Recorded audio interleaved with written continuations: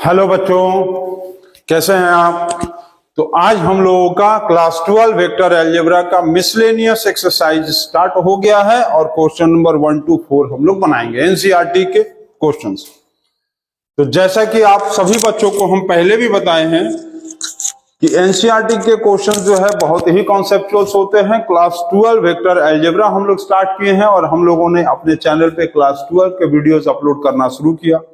Math हुआ, physics हो रहा है, केमिस्ट्री हो रहा है, बिजनेस स्टडीज हो रहा है और class 12 vector algebra miscellaneous exercise तक पहुंच गए हैं। एक्सरसाइज 10.1, 10.2, 10.3, 10.4 और 3 वीडियो स्टार्टिंग का इंट्रोडक्शन का भी बनाया गया। तो एनसीईआरटी आपके लिए बहुत जरूरी है। भले ही आप चाहे कोई भी एग्जाम का प्रिपरेशन कर रहे हैं, इवन आप आईआईटी की तैयारी कर रहे हैं, सीडीएस की तैयारी कर रहे हैं, एनडीए की कर रहे हैं, कंपटीशंस लेवल के कोई भी एग्जाम्स आपको देना है तो NCERT is the best conceptual book ever found in the market.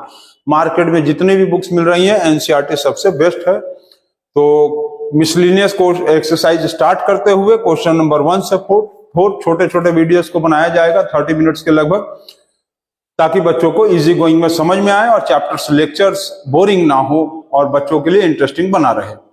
तो class 12 vector algebra miscellaneous NCERT exercise 1 to 4 हम लोग स्टार्ट कर रहे हैं। अपने बुक को निकाल लेंगे और आप सभी बच्चों को भी यही कहेंगे कि आप अपने एनसीईआरटी की बुक को आप अपने साइड में रखे रहो। चलिए, निकल गया ये हम लोगों का बुक। तो हम लोग अपने बुक को देखते रहेंगे और आप अपने बुक को देखते रहो, ठीक है। तो हम लोग अपने बुक को देखते हैं, आप लोग अपने बुक को देखो। चलिए, एक्सरसाइज स्टार्ट करते हुए मिसलेनियस, ठीक है, एक्सरसाइज स्टार्ट करेंगे।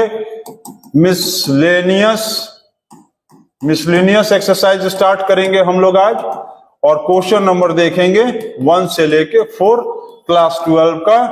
क्लास 12 का हम लोगों को क्या देख रहा है, वेक्टर अलजेब्रा। तो सभी बच्चे जो है कॉपी निकाल लेंगे और क्वेश्चंस को बनाना शुरू कर देंगे। चलिए स्टार्ट करते हैं। तो क्वेश्चन नंबर 1 से हम लोग शुरू हो जाते हैं। तो मजेदार होने वाला है एक्सरसाइज। मिसलेनियस ऐसे भी बहुत बच्चे उसको हार्ड समझते हैं, लेकिन ऐसा है नहीं। मिसलेनियस मतलब mixture of questions which we have practised earlier in the chapter. जो हम लोगों चैप्टर में जैसे पहले हम लोग चैप्टर्स में जो पढ़े हैं वेक्टर अलजेब्रा में एक्सरसाइज 10.1 to 3, 4 में पढ़े हैं, बस उसी पे बेस्ड है ये मिसलेनियस। तो चलिए स्टार्ट कर दिया जाए और बच्चे जो है स्टार्ट कर देंगे। चलिए फर्स्ट क्वेश्चन से देखते हैं। Write down a unit vector X Y plane. Unit vector X Y plane, unit vector X Y plane making an angle दिया हुआ है, angle 30 degree with positive X axis, ठीक है। पॉजिटिव एक्स एक्सिस के साथ 30 डिग्री का angle बना रहा है, ठीक है। एक्स एक्सिस के साथ पॉजिटिव एक्स एक्सिस, ध्यान देना, positive X axis. Positive X axis का मतलब राइट साइड।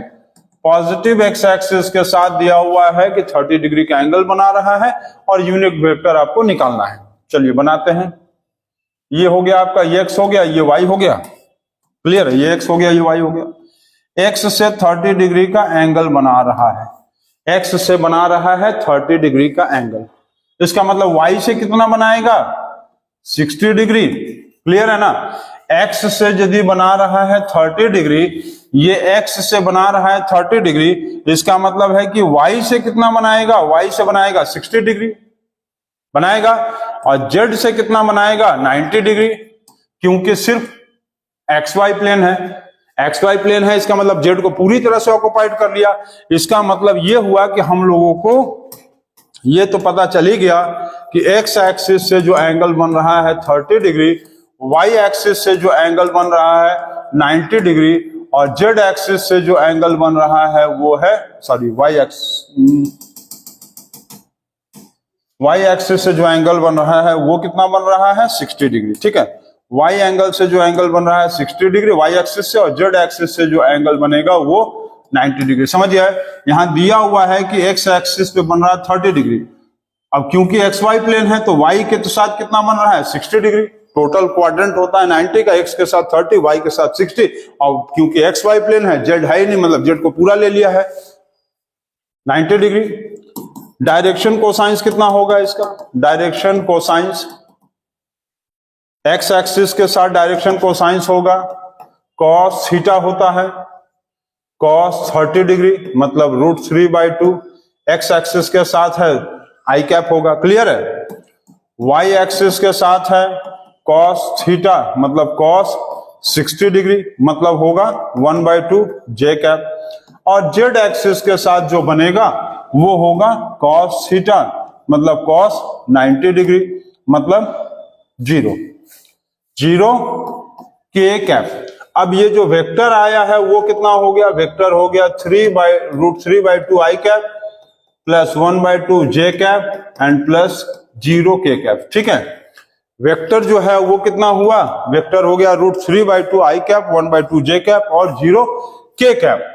अब हमको इसके साथ क्या निकालना है, यूनिट वेक्टर। ठीक, हम लोगों को क्या निकालना है, यूनिट वेक्टर। तो यूनिट वेक्टर कैसे निकालते हैं, चलिए आइए देखते हैं यूनिट वेक्टर निकालना। तो यूनिट वेक्टर आप लोग पहले भी पढ़े हैं, यूनिट वेक्टर आप लोगों ने पढ़ा है, स्टार्टिंग से ही पढ़ते आ रहे हैं कि यूनिट वेक्टर कैसे निकालते हैं। यूनिट वेक्टर निकालने के लिए क्या करते हैं हम लोग, यूनिट वेक्टर का मतलब क्या होता है कि वेक्टर डिवाइडेड बाय मैग्नीट्यूड। तो वेक्टर कितना है, वेक्टर है √3/2 i cap plus 1/2 j cap और plus 0 k cap divided by magnitude. तो मैग्नीट्यूड चलो निकाल देते हैं यहां, मैग्नीट्यूड कितना आएगा, मैग्नीट्यूड निकाल दिया जाए। मैग्नीट्यूड कितना आएगा, √3/2 का स्क्वायर प्लस 1/2 का स्क्वायर प्लस 1/2 का स्क्वायर और प्लस 0 का स्क्वायर, ये हो गया √3/4 प्लस 1/4 प्लस 0। सॉल्व करेंगे क्या आएगा, 4 डिवाइडेड बाय 4 √, मतलब 1 का √1। तो डिवाइडेड बाय 1 करेंगे तो क्या आएगा, वही आएगा √3/2 i cap 1/2 j cap plus 0 k cap. तो आप 0 के कैप लिखो और चाहे मत लिखो, आंसर इज सेम।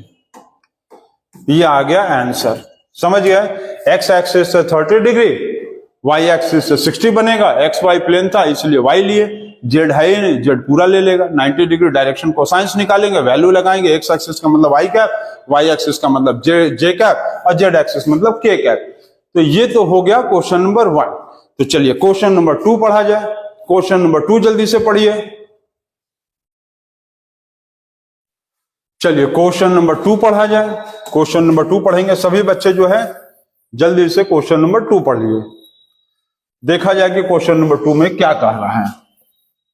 तो फटाक से पढ़ेंगे और जल्दी से पढ़ेंगे और तुरंत पढ़ेंगे। क्वेश्चन नंबर 2, क्वेश्चन नंबर 2 देखा जाए। बुक कहां गया भाई, ये बुक आ गया,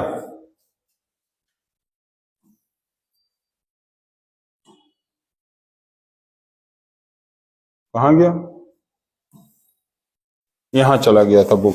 ए बुक भाई आ जाओ, बुक को यहां ले आए थे हम लोग। चलो ठीक, क्वेश्चन नंबर अब हम लोग पढ़ा जाए 2 नंबर। तो 2 नंबर क्वेश्चन क्या दिया है, बुक गायब हो जाता है, हम लोग के साथ खेल खेल रहा है बुक हम लोग के साथ। अच्छा बुक हम लोग कर रहे हैं, बुक का आपको फुल फॉर्म बताते हैं। चलो, bulk of ocean knowledge, bulk of ocean knowledge, ये हो गया बुक का फुल फॉर्म।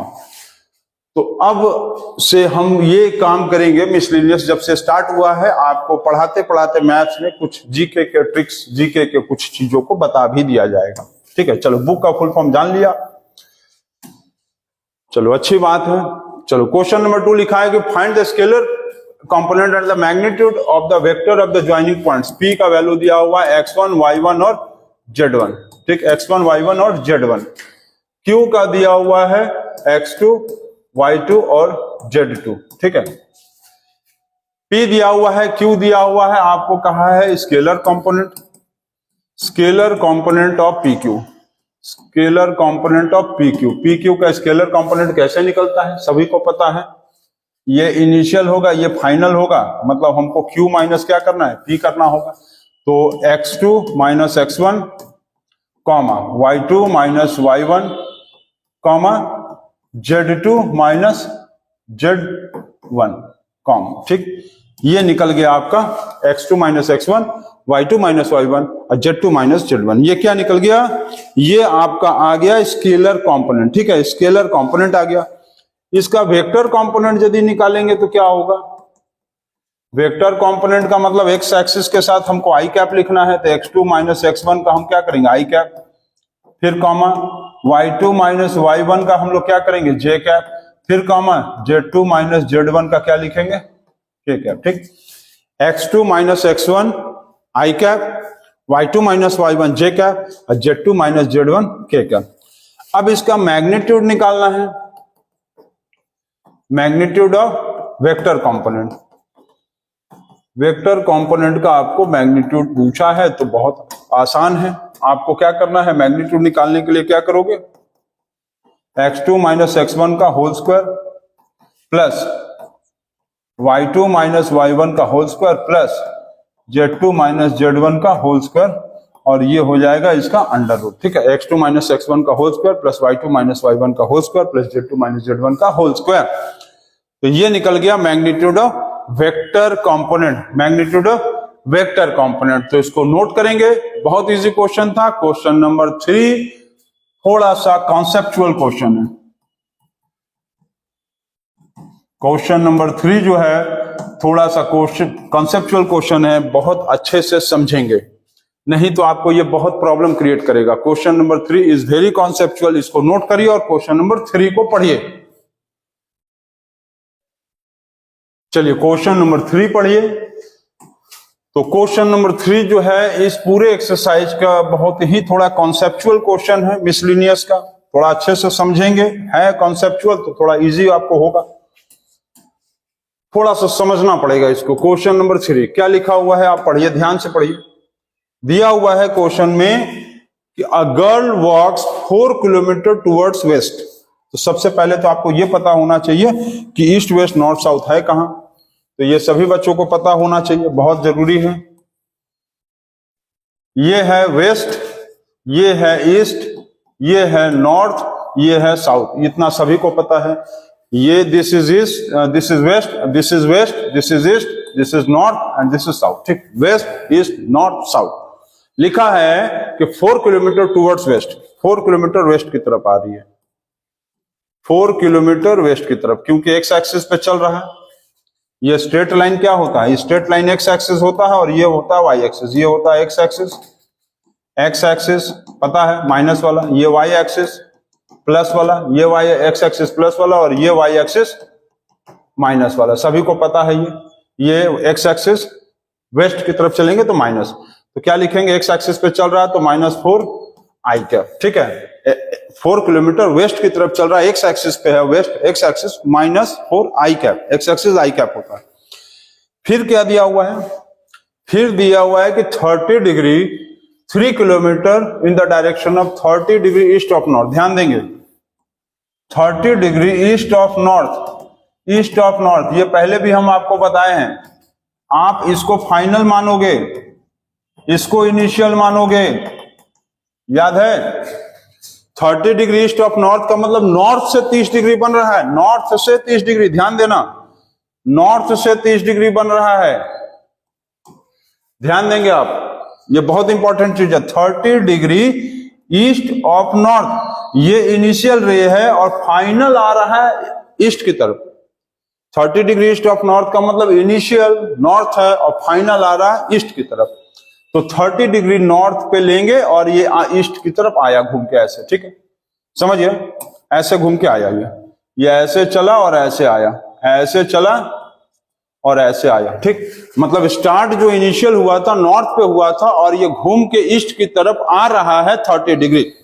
चलिए बस यही इसका मेन कॉन्सेप्ट था, आप जो समझ चुके हैं, समझिए। 30 डिग्री ईस्ट ऑफ नॉर्थ का मतलब है नॉर्थ से स्टार्ट किया, ईस्ट की तरफ आ रहा है 30 डिग्री, क्योंकि नॉर्थ इसका इनिशियल था। चलिए हो गया। इसका मतलब होगा कि यहां पर जो एंगल बनेगा वो कितना बनेगा? 60 डिग्री बनेगा, और यहां पर जो एंगल बन रहा है ये 30 डिग्री, ठीक। इसका मतलब है कि एक्स एक्सिस पे बन रहा है 60 डिग्री और ये हो गया वाई एक्सिस पे जो बना है 30 डिग्री, ठीक, ठीक है। तो इस पे क्या होगा? इस पे क्या होगा? एक्स एक्सिस का मतलब cos 60 डिग्री आई कैप, मतलब क्या होगा 60 का मतलब क्या होगा 1/2 आई कैप। और यहां पर जो 30 डिग्री बन रहा है, हम लोग एक्स एक्सिस में cos लेते थे और y मतलब परपेंडिकुलर, y मतलब होता है परपेंडिकुलर और x मतलब होता है हॉरिजॉन्टल। ठीक है, देखो x का मतलब होगा हॉरिजॉन्टल तो क्या लेंगे cos, साइन मतलब होता है y, वर्टिकल के लिए साइन लेंगे। क्लियर है, हॉरिजॉन्टल के लिए cos और वर्टिकल के लिए y। तो यहां पर क्या लेंगे बताओ, सोच के जल्दी से सोच के बताओ क्या लेंगे, सोचो जल्दी से, सोचे जल्दी से सोच के बताओ, जल्दी से बताओ सोच के। एक्स एक्सिस और वाई एक्सिस यदि चलेंगे तो हम लोग उसके हिसाब से क्या लेंगे, क्या लेंगे बताओ। यहां पर हम लोग यदि लेंगे, क्योंकि 3 किलोमीटर चल रहा है, 3 किलोमीटर 3 किलोमीटर, क्या लेंगे 3 cos 60 डिग्री, 3 cos 60 का वैल्यू √3/2 आई कैप, तो 3/2 3√3 आई कैप आया। आई कैप आएगा कि जे कैप आएगा, क्लियरली सोच के बताओ। बस यही इस क्वेश्चन का कॉन्सेप्ट है, इस क्वेश्चन का कॉन्सेप्ट जो है यही है। बताओ क्या होगा। यदि डाउट हो रहा है तो तुम सीधा देखो ऐसे समझो, देखो हम बता रहे हैं एकदम इजी गोइंग में, आपको समझ में आ जाएगा, एकदम इजी गोइंग में। 3 किलोमीटर चल रहा है, ठीक, तो 3 cos 60, तो 3 cos 60 का वैल्यू 1/2 होता है और एक्स एक्सिस पे आई कैप होता है, तो क्या हो गया 3 आई कैप बाई 2 हो गया, एकदम इजी। 3 किलोमीटर एक्स एक्सिस पे है, एक्स एक्सिस पे 60 डिग्री बन रहा है, एक्स एक्सिस के लिए cos लेंगे 3 cos 60 मतलब 3 1/2 आई कैप। वाई एक्सिस पे क्या कर रहा है, वाई एक्सिस पे 30 डिग्री बन रहा है, तो तुम इस पे भी ऐसे ही ले लो, y क्या ले लो cos, y cos 30 डिग्री ही लेके चलो, चलो साइन छोड़ो, y cos 30 डिग्री, तो y √3/2, तो y के लिए क्या लेंगे हम लोग, यहां पर y पे चल रहा था 3 किलोमीटर, y पे भी तो 3 ही किलोमीटर होगा, क्योंकि 3 किलोमीटर रिजॉल्व किया है, तो क्या करेंगे 3 cos 30 डिग्री, तो क्या लिखेंगे इसको, y एक्सिस पे चल रहा था तो j 3√3/2 जे कैप। क्लियर है, फिर से समझ लो, देखो ये ऐसे आया -4 लेंगे, ठीक है, -4 क्यों लेंगे, वेस्ट की तरफ चल रहा है, ये नॉर्थ है, ये साउथ है और ये ईस्ट है, तो वेस्ट की तरफ आया, एक्स एक्सिस पे आया तो क्या लेंगे -4 आई कैप। क्लियर, ठीक। अब ये दिया हुआ है कि 30 degree east of north, east of north का मतलब क्या होगा, ये होगा इनिशियल, ये होगा फाइनल, ठीक। तो यहां पर 30 डिग्री यदि बन रहा है तो इसका मतलब ये क्या होगा 60 डिग्री होगा, ये 60 होगा और ये 30 होगा।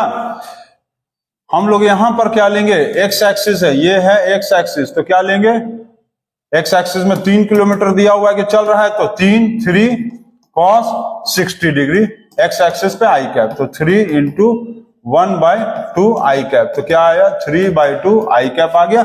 और यहां पर जो ऊपर था वो 30 डिग्री था, तो यहां लेंगे 3 cos 30 डिग्री, वाई एक्सिस पे था, ये वाई एक्सिस का मतलब जे कैप, तो 3 × √3/2 जे, तो 3√3/2 जे कैप होगा। क्लियर है, इतना क्लियर है आप सभी बच्चों को, आ गया। चलिए इतना आप समझ गए। इसके बाद हम बोले ना थोड़ा सा टिपिकल है, ज्यादा नहीं, बस ये आ गया। मतलब अब क्या हो रहा है कि जो नेट आएगा, नेट रिजल्टेंट वेक्टर जो आएगा, नेट रिजल्टेंट वेक्टर जो आएगा वो क्या होगा, ये लेफ्ट था, -i को i से ले लो, -4 i cap plus 3 i cap by 2, i को i से ले लो, i को i से ले लो, और j जो बच गया उसको ऐसे लिख दो, प्लस 3√3/2 जे कैप। क्लियर हो गया। अब इसको क्या करेंगे, सॉल्व करेंगे तो आएगा -4 2 -3, मतलब ऐसे एलसीएम लेंगे तो 2 -8 आई कैप प्लस 3 आई कैप, तो -5/2 आई कैप आ गया, -5/2 आई कैप प्लस 3√3/2 जे कैप आया। अब इसका क्या है, क्वेश्चन में पूछा क्या था कि फाइंड द गर्ल्स डिस्प्लेसमेंट। तो डिस्प्लेसमेंट पूछा है तो आपको क्या करना है, डिस्प्लेसमेंट पूछा है तो आप क्या करोगे, सीधा आपको क्या करना होगा, डिस्प्लेसमेंट पूछा है तो मैग्नीट्यूड निकाल दो। ठीक, डिस्प्लेसमेंट कहा है तो क्या करोगे, डिस्प्लेसमेंट कहा है तो आपको क्या करना पड़ेगा, मैग्नीट्यूड निकालना पड़ेगा। तो मैग्नीट्यूड निकालो, चलो मैग्नीट्यूड निकालते हैं। -5/2 का होल स्क्वायर प्लस 3√3/2 का होल स्क्वायर अंडर रूट। तो ये होगा 25/4 और ये हो जाएगा 9 3 या 27/2 अंडर रूट। तो ये आएगा 552, नहीं एलसीएम लेंगे 4, तो 25 प्लस 54 अंडर रूट। तो ये आएगा 79/4। 79/4 आ रहा है, कितना आ रहा है, ये कितना आ रहा है, ओ माय गॉड यहाँ मिस्टेक हो रहे हैं, देखो मिस्टेक्स फिर से हो गए, यहाँ 4 होगा, यहाँ पर हम 2 लिख दिए। ठीक, यहाँ पर होगा 27/4, यहाँ भी 4, तो इसका हम लोग ऐड करेंगे तो 25 प्लस 27 अंडर रूट। तो क्या आएगा 54, 52/4, इसको कैंसल करेंगे √13, तो ये आंसर आएगा इसका। ठीक है, √13 यूनिट्स। क्लियर, ये आया हमारा रिजल्टेंट वेक्टर। रिजल्टेंट वेक्टर आ गया, तो रिजल्टेंट वेक्टर आने के बाद हम लोग को क्या करना पड़ेगा, रिजल्टेंट वेक्टर के बाद पूछा है डिस्प्लेसमेंट, तो मैग्नीट्यूड निकालना पड़ेगा। तो इसका मैग्नीट्यूड वाला -5/2 का होल स्क्वायर √3/2 का होल स्क्वायर सॉल्व किए तो क्या आ रहा है, सॉल्व करने के बाद आ रहा है 52/4 अंडर रूट। इसको कैंसल करेंगे तो √13 यूनिट्स, ये इसका डिस्प्लेसमेंट होगा। ठीक, ये आया डिस्प्लेसमेंट। क्लियर है क्वेश्चन, फिर से आप एकदम क्लियरली समझ लो। एक्स एक्सिस पे चल रहा था वेस्ट की तरफ, तो वेस्ट मतलब लेफ्ट साइड, -30 डिग्री कहा था ईस्ट ऑफ नॉर्थ, तो नॉर्थ पे 30 डिग्री बन रहा है तो ईस्ट पे 60 डिग्री बनेगा। एक्स एक्सिस पे है तो 3 cos 60 आई कैप, 3 किलोमीटर चल रहा था ना, तो 3 किलोमीटर एक्स एक्सिस पे है तो 3 cos 60 आई कैप। वाई एक्सिस पे चल रहा है, अब तो वाई एक्सिस पे 30 डिग्री का एंगल बन रहा है तो 3 cos 30 डिग्री, और वाई एक्सिस पे बन रहा था तो जे, तो आई कैप ये निकला और जे कैप ये निकला। अब इसके बाद क्या करेंगे, आई को आई से और जे को जे से, आई को आई के साथ लिखेंगे यहां और जे को वाई वाला यहां। सॉल्व कर दिए तो रिजल्टेंट वेक्टर निकल गया, रिजल्टेंट वेक्टर का मैग्नीट्यूड निकाल दिया, हो गया कहानी खत्म। तो चलिए क्वेश्चन नंबर 4 पढ़ा जाए। तो क्वेश्चन नंबर 4 सभी बच्चे पढ़ेंगे जल्दी से, सभी बच्चे जल्दी से क्वेश्चन नंबर 4 को पढ़िए। क्वेश्चन नंबर 4 सभी बच्चों ने पढ़ लिया है। चलिए क्वेश्चन नंबर 4 हम लोग सॉल्व किया जाए। तो क्वेश्चन नंबर 4 पढ़ेंगे। मिसलेनियस का क्वेश्चंस देखो थोड़ा सा कॉम्प्लिकेटेड होता है, एनसीईआरटी का है तो थोड़ा सा कॉम्प्लिकेटेड रहेगा, उसमें आपको कुछ ज्यादा ही सोचना पड़ता है। तो बहुत ज्यादा देख रहे हैं, सोच रहे हैं, नहीं, थोड़ा सा सोचना पड़ता है, बहुत ज्यादा नहीं। क्वेश्चन नंबर 4 क्या लिखा है, if a vector is equal to B vector plus C vector दिया है, ए vector is equal to B vector plus C vector, तो then it is true that a vector is equal to B vector plus a vector is equal to B vector plus C vector. ठीक है, ए vector is equal to B vector plus C vector दिया हुआ है, आपको true करना है।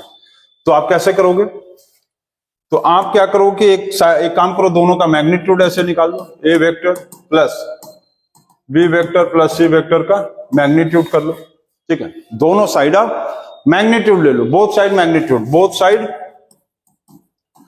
Both side magnitude, क्योंकि magnitude यदि किसी चीज का करेंगे तो कोई फर्क तो पड़ता नहीं है। दोनों साइड में हम लोग मैग्नीट्यूड कर देते हैं, उसके बाद हम लोग इसका स्क्वायरिंग बोथ साइड कर देते हैं। स्क्वायरिंग बोथ साइड,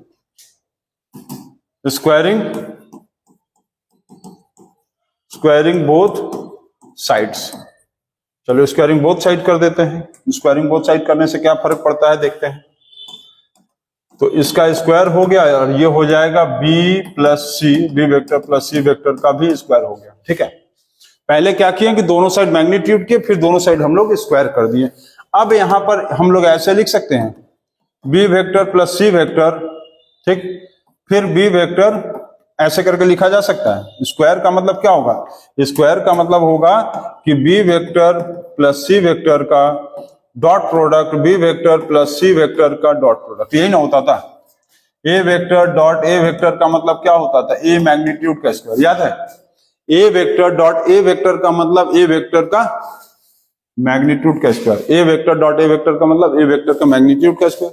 उसी तरह से बी प्लस सी वेक्टर का यदि स्क्वायर है मैग्नीट्यूड का स्क्वायर है मतलब B plus C vector dot B plus C vector. चलो अब बी वेक्टर से आप ऐसे मल्टीप्लाई कर लो, प्लस सी वेक्टर, फिर यहां पर ले लो बी वेक्टर प्लस सी वेक्टर। ठीक, अब आप क्या करोगे? B dot B plus B dot C plus C B. B C और सी बी क्या होता है? डॉट प्रोडक्ट में सेम है, ये पता है ना, ये सेम है।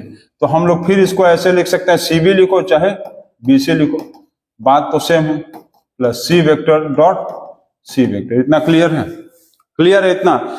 इसके बाद हम लोग क्या करेंगे, अभी हम क्या बोलेंगे, डॉट प्रोडक्ट में यदि लिखेंगे तो ऐसे लिख सकते हैं, बी वेक्टर का स्क्वायर प्लस, दोनों सेम है तो हम लोग क्या लिख सकते हैं, दोनों को हम लोग क्या लिखेंगे, बी वेक्टर प्लस 2 टाइम्स हो जाएगा बी डॉट सी वेक्टर और यहां पर हो जाएगा प्लस सी वेक्टर का स्क्वायर। ठीक है, इतना क्लियर है? अब इसके बाद हम लोगों को क्या करना है, इसके बाद चलिए इतना नोट कर लिए हैं सभी बच्चे? इतना नोट कर लिए तो इधर इरेज कर देते हैं। चलो इतना इरेज लिख लो, इतना लिख लो भाई, सभी बच्चे लिख लेंगे जल्दी से। इतना आप सभी बच्चे जो है नोट कर लिए हैं। अब इसके बाद देखिए,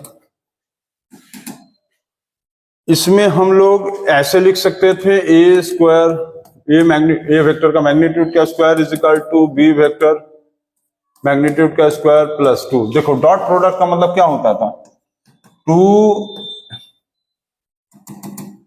हम लोग ऐसे लिख सकते थे 2 dot B dot C 2 B vector magnitude C vector cos theta लिख सकते हैं। क्या लिख सकते थे, याद है? देखो ये याद है, ए वेक्टर डॉट बी वेक्टर को क्या लिखा जा सकता था, A magnitude B magnitude cos theta लिख सकते थे। उसी तरह से 2 यहां बाहर ले लो तो B vector dot C vector को क्या लिख सकते हैं, B vector C vector magnitude और कॉस थीटा लिख सकते हैं। चलिए लिख देते हैं यहां पर, B vector magnitude C vector magnitude cos theta plus सी वेक्टर मैग्नीट्यूड का स्क्वायर लिख लिए। क्लियर है ना? इतना क्लियर है? सब कुछ देखो कॉन्सेप्ट से यहां पर यूज हो रहा है, सारा कॉन्सेप्ट से यहां पर यूज हो रहा है। अब यहां पर हम लोग लो मान लो थीटा 0 है, when theta is equal to 0 degree, theta यदि 0 डिग्री है तो ए वेक्टर का स्क्वायर क्या लिख सकते हैं, बी वेक्टर का स्क्वायर प्लस क्या कर सकते हैं, इसको थोड़ा सा छोटा करना पड़ेगा। चलो यहां आ जाओ, हम लोग क्या लिख सकते हैं इसमें, इसको क्या लिख सकते हैं, 2 थीटा मतलब 0 होगा मतलब 1, कॉस 0 डिग्री का मतलब होता है 1, मतलब सेम चीज आएगा, 2 बी वेक्टर सी वेक्टर और प्लस सी वेक्टर का मैग्नीट्यूड का स्क्वायर। ठीक है, सी वेक्टर का मैग्नीट्यूड का स्क्वायर, ये हो गया। अब एक चीज देखो, आप एक चीज देखो बहुत important, A plus B whole square का फॉर्मूला आ रहा है, A square B square 2ab, formula किसका बन के आ रहा है, स्क्वायर, ये आ रहा है ए वेक्टर मैग्नीट्यूड का square is equal to A square B square 2ab, B square C square का क्या फॉर्मूला बनेगा, 2bc, B square plus C square 2bc मतलब बी प्लस सी का होल स्क्वायर। और आपको अब देखो प्रूव क्या करना था, ये भी देख लो, आपको प्रूव क्या करना था ये भी आप एक बार देख लो। प्रूव में आपको करना क्या था, आप बुक में देखो, बुक में दिया हुआ है कि prove that justify your answer. ठीक है, जस्टिफाई और आंसर में ये बताना है कि ये आपको बताना होगा कि A vector is equal to B vector plus C vector is true when theta is equal to 0 degree. When theta is not equal to 0 degree, then A vector is equal to B vector plus C vector is not true। मतलब आपको यही बताना था, justify हम लोग ऐसे ही करेंगे कि यहां पर A vector equal to B plus C vector तभी होगा जब थीटा 0 आया तो, और थीटा जब 0 नहीं होगा तो ऐसा चीज प्रूव नहीं होगा। तो यही चीज प्रूव करना था। समझ गए हम क्या कहा है आपको? समझ गया सभी बच्चे? समझ गए आप? इसको हम लोग ऐसे भी लिख सकते हैं ना, then it is true that, ऐसे लिख सकते हैं। कहां गया भाई क्वेश्चन, कहां गया क्वेश्चन में? आप ला के चेक कर लो। हाँ ये दिया था, ठीक है, इक्वल टू ये। हम लोग इसको ऐसे लिख सकते हैं, हम लोग इसको ऐसे लिख सकते हैं कि नहीं लिख सकते हैं? इस चीज को हम लोग इसको ऐसे लिख सकते हैं, A vector magnitude is equal to B vector plus C vector, ठीक है, मैग्नीट्यूड। तो ये स्टेटमेंट ट्रू तभी होगा जब थीटा 0 डिग्री होगा, और थीटा जब 0 डिग्री नहीं होगा तो ये स्टेटमेंट फॉल्स हो जाएगा। मतलब ये ट्रू कब है? Theta 0 degree. फॉल्स कब होगा? जब theta is not equal to 0 degree. तो ये आपका सोल्यूशन हो गया, जस्टिफाई हो गया। तो एक मिसलिनियस का एक हम लोग वेक्टर अलजेब्रा का मिसलिनियस का क्वेश्चन नंबर 1 से 4 कंप्लीट हो गया। अब उसके बाद वाले क्वेश्चंस के लिए आगे हम लोग नेक्स्ट वीडियोस में देखेंगे, नेक्स्ट लेक्चर्स में देखेंगे। तो सभी बच्चों को हम फिर से कह रहे हैं कि मिसलिनियस का क्वेश्चन नंबर 3 बहुत ही इंपॉर्टेंट है, कॉन्सेप्चुअल बेस्ड है। उसको आप थोड़ा स्लो करके, पॉज करके अच्छे से समझ के बनाना। तो इतना ही आज, अगले वीडियो में हम लोग फिर से मिलेंगे। तब तक के लिए take care, thank you, bye bye and good night and good morning, जो भी है वीडियो जब भी आप देख रहे हैं।